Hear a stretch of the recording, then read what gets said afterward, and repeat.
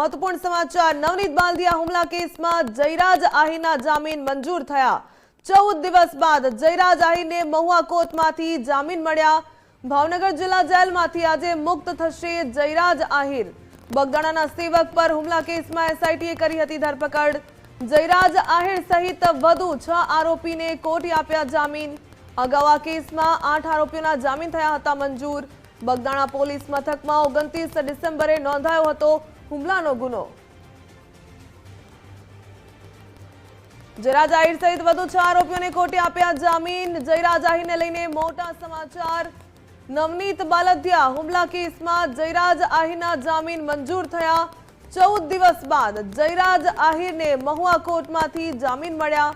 ભાવનગર જેલમાંથી હવે આજે મુક્ત થશે જયરાજ આહીર। ભાવનગર જિલ્લા જેલમાંથી જયરાજ આહીરની મુક્તિ થશે। બગદાણાના સેવક પર હુમલા કેસમાં એસઆઈટીએ જયરાજ આહીરની ધરપકડ કરી હતી।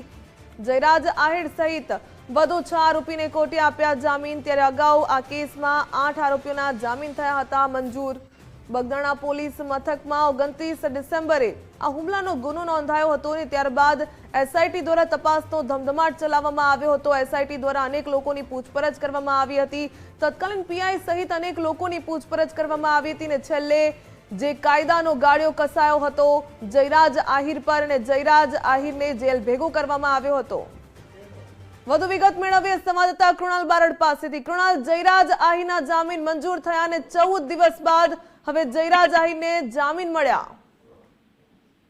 बिल्कुल भाविका जो बात करिए तो जे प्रमाणे 14 दिवसथी जे जयराज आहीर जेल में जेल यात्रा कर रहा था, परंतु जयराज आहीर ने मोटी राहत मળી છે। बिल्कुल गई काले जे प्रमाणे जामीन पर जे सुनावणी थी पेन्डिंग રાખવામાં આવી છે તેનો ચુકાદો છે મહુવા કોર્ટે આજે આપ્યો છે। જયરાજ આહીર સહિત 4 લોકો છે તે લોકોના જામીન જે તે મંજૂર કરવામાં આવ્યા છે અને થોડીક જ ક્ષણો માટે કે થોડીક જ વારમાં જે બીડું છે તે બીડું ભાવનગર જિલ્લા જેલ ખાતે આપવામાં આવશે અને જેલ મુક્ત જે છે તે હવે જયરાજ આહીર થયો છે। जी धन्यवाद कृणाल, तमाम जानकारी साथे जोड़ावा बदल। 14 दिवस बाद जयराज आहीर ने महुआ कोर्टमांथी जामीन मळ्या।